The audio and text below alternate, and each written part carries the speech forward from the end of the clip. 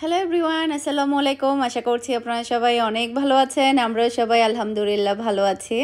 আরও একটি blog video দেখার জন্য আপনাদের সবাইকে ওয়েলকাম জানাচ্ছি। তো এটা ছিল আমার আজকের ডেলিভারি দেওয়া কেক। তো আর এটা হচ্ছে সন্ধ্যার দিক দিয়ে আজকে আমাদের বাসায় হচ্ছে আম্মু আসছে, ভাবি আসছে, তারপরে মেরিন নরিন ওরা সবাই আসছে, ভাইয়া আসছে আমার শাশুড়ির সাথে দেখা করার জন্য। তো আমার শাশুড়ি যে কাঁঠালটা নিয়ে এসেছিল আমার শ্বশুরবাড়ি একদম লাস্ট কাঁঠাল, মানে এটার পর আর কোনো কাঁঠাল ছিল না, একদম ট্যামাটুমা একটা কাঁঠাল। তারপরও আলহামদুলিল্লাহ এটা এত বেশি মজার। আমার শ্বশুরবাড়ির কাঁঠাল আসলে অনেক বেশি মজার, আমার কাছে অনেক বেশি ভালো লাগে। আমি আমার শ্বশুরবাড়ির কাঁঠাল খেতে পারছি এত বছরের বিয়ের লাইফে দ্বিতীয়বার। আমি একবার হাতিয়াতে ছিলাম তখন খেয়েছি, আর এখন খাচ্ছি। আসলে মানুষ যখন বাহিরে বাহিরে থাকে তখন মানুষ অনেক কিছুই মিস করে, তদ্রূপ এটা হচ্ছে এর একটা প্রমাণ। এত বছর হয়ে গেল বিয়ে হয়েছে, আমি দ্বিতীয়বার আমার শ্বশুরবাড়ির গাছের কাঁঠাল খাচ্ছি, এই আর কি। তো এখানে হচ্ছে হাঁসের মাংস যেগুলো এনেছিল এগুলো হচ্ছে হলুদ দিয়ে আর লবণ দিয়ে জাস্ট হচ্ছে এমনিতে একটু মানে করে সেদ্ধ করে নিয়ে এসেছিল। এখন হচ্ছে আজকে মরিচ মশলা দিয়ে আম্মু ভাবিদের জন্য সবার জন্য রান্না করব, এই আর কি। তারপরে হচ্ছে রান্না করব, গরুর মাংস রান্না করব। তো অলরেডি আমি গরুর মাংস ভিজিয়ে দিয়েছি, সবাই নাস্তা করে নিয়েছে। আমি একটু বাহিরে ছিলাম, বাহিরে থেকে আসার পরে আমি নাস্তা করেছি, কাঁঠাল খেয়েছি, আম খেয়েছি। তো এখন হচ্ছে পেঁয়াজ তারপর অন্যান্য জিনিসগুলো এখন কেটে নিব, তারপরে হচ্ছে রান্নাটা বসিয়ে দিব। আর দেশের হাঁসগুলো কিন্তু অনেক বেশি মজার হয়। যেমন ধরুন আমার শাশুড়ি যে হাঁসগুলো এনেছে ওগুলো আমরা যখন রান্না করেছি অনেক বেশি মজা হয়েছে, মানে ওই হাঁসের ঝোলও কিন্তু অনেক বেশি মজা হয়। তবে যেগুলো কিনা আমরা বাজার থেকে কিনে খাই এগুলো একদম ফার্মের মুরগির মতো থাকে, খুব তাড়াতাড়ি সেদ্ধ হয়ে যায়, আর খেতেও তো একটা বেশি মজা লাগে না, হাড় খেতে মজা লাগে না, হাঁসের চামড়া খেতে মজা লাগে না। যেমন ধরুন হাতিয়ার হাঁসগুলো কিন্তু দেখা যায় কি চামড়া হাড় এগুলো মানে খেতে অনেক বেশি মজা হয়, আর এমনিতে আমি হাঁসের হাড় খেতে অনেক বেশি পছন্দ করি, তো সেক্ষেত্রে কিন্তু অনেক বেশি টেস্টি লাগে। তবে এখানকার হাঁসগুলো কিন্তু একদম মনে হয় ফার্মের মুরগির মতো, এগুলো আসলে চাষ করে তো যার কারণে কিন্তু এগুলো একদম ফার্মের মুরগির মতো হয়।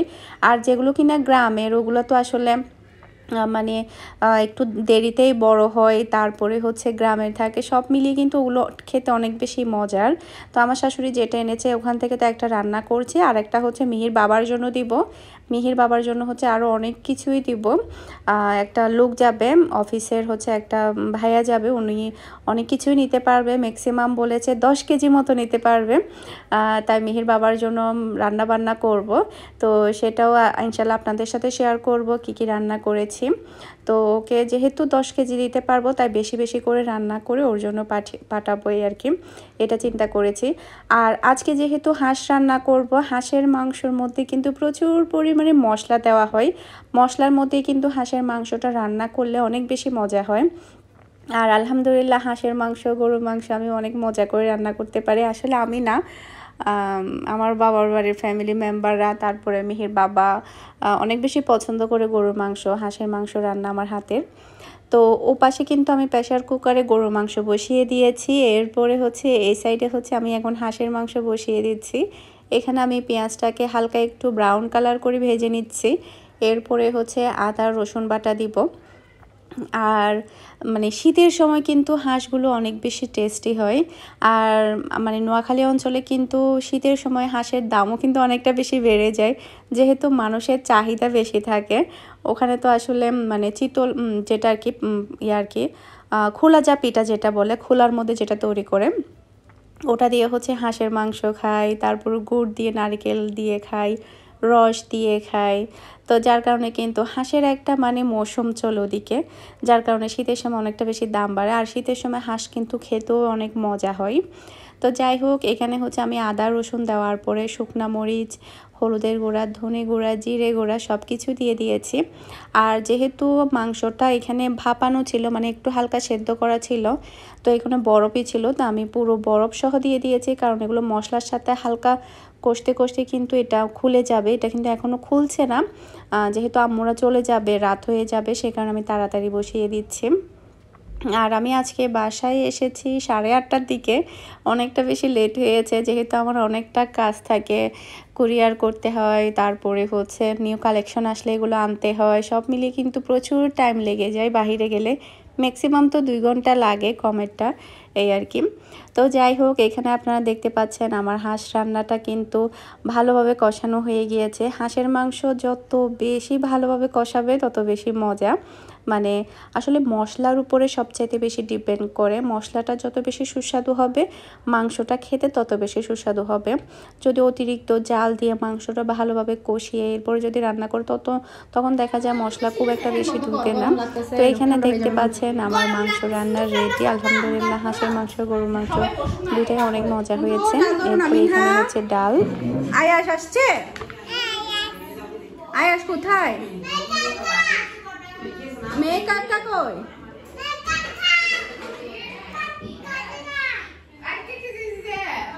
মেয়ে কাকা মামি বাট কাই জিজা মামি মামি কই? নুরু খালামণি কই? নুই খাইনি নু খাইনি নু খালা নু খালা নু খালাকে ডাকো। নু খালা নু খালা নু খালা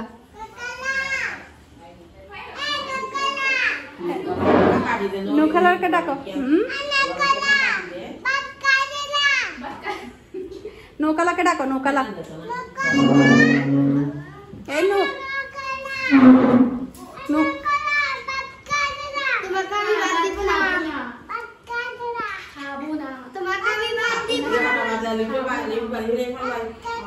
ভাত খাই যা। কোথায় বসবে? লাকি ভাত খাবে?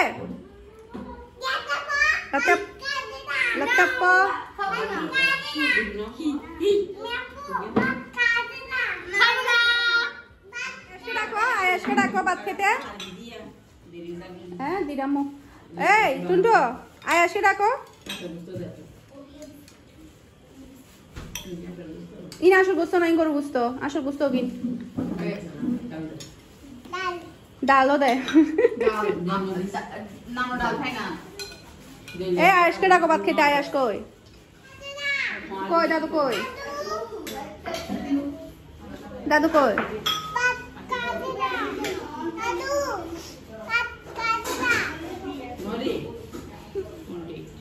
পণ্ডিত মানি নৌখালা নৌখালা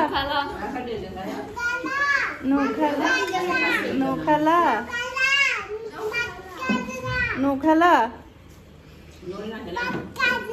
খাবো না।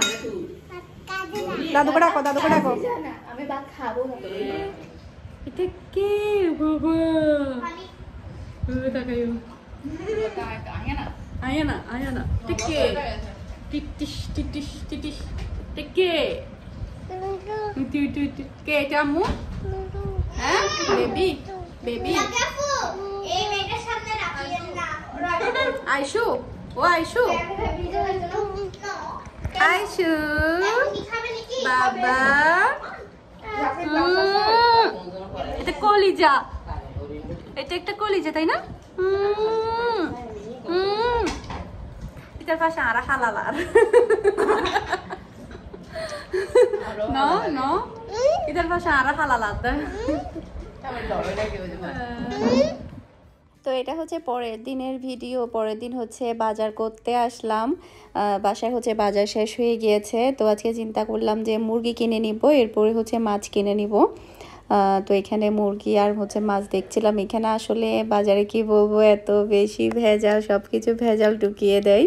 তো এখানে হচ্ছে বাজার আসার পরে দেখলাম যে মাছ অত বেশি সুবিধার ছিল না। তেলাপিয়া মাছ ছিল একদম জীবিত বড় সাইজের, ওখান থেকে নিলাম। তো আমার শাশুড়িকে বললাম যে আপনার যেটা ভালো লাগবে বলেন, আমি নিব। তো উনি যেগুলো খায় ওগুলো এখানে ছিল না, তেমন একটা ভালো সুবিধার মতো মাছ পাইনি। এরপরে হচ্ছে নিলাম চিংড়ি মাছ নিলাম এমনিতে ভুনা করার জন্য। গলদা চিংড়ি যে ছোটো সাইজের থাকে ওটা নিলাম। এরপরে এখন হচ্ছে দেশি মুরগি নিতে চলে আসলাম। এখান থেকে হচ্ছে এখন 4টা মুরগি কিনবো। এরপরে হচ্ছে আগামীকালকে আবারও আসতে হবে, কারণ মিহির বাবার জন্য বাজার করতে হবে, ওর জন্য হাঁস কিনতে হবে। তো তারপরে মুরগি তো লাগবে না, মুরগি তো এখন নিলাম, ওখান থেকে দিলে দিলাম, না দিলে নাই, এই আর কি। তো বাজার টাজার করে এরপরে চলে যেতে হবে, কারণ বাসায় কাজ আছে, রান্না বান্না করতে হবে, এই আর কি। তো মুরগিগুলোকে হচ্ছে জবাই করে ক্লিন করে একেবারে নিয়ে যাব। আর দেশি মুরগিগুলো কিন্তু যেটা বলছিলাম গ্রামেরগুলোই সবচেয়ে মজার। আগে যেরকম খেয়েছি ওরকম কিন্তু এখন পাওয়া যায় না খুব একটা, আগেরগুলোই সবচাইতে বেশি মজা লাগতো। তো যাই হোক, আগের খাবার এখনকার খাবারের মধ্যে অনেক তফাৎ। যাই হোক, আমার সন্তানরা হয়তো বা এগুলো পাচ্ছে না, আমরা কিছুটা হলে পেয়েছি, আবার আমার বাবারা আমার দাদিরা কিন্তু আরও বেশি ভালো ভালো ফ্রেশ খেতে পেরেছে। তো যাই হোক, এখনকার মতো আজকের ভিডিওটা অফ করে দিচ্ছি। সবাই ভালো থাকবেন, সুস্থ থাকবেন। আসসালামু আলাইকুম, আল্লাহ হাফেজ।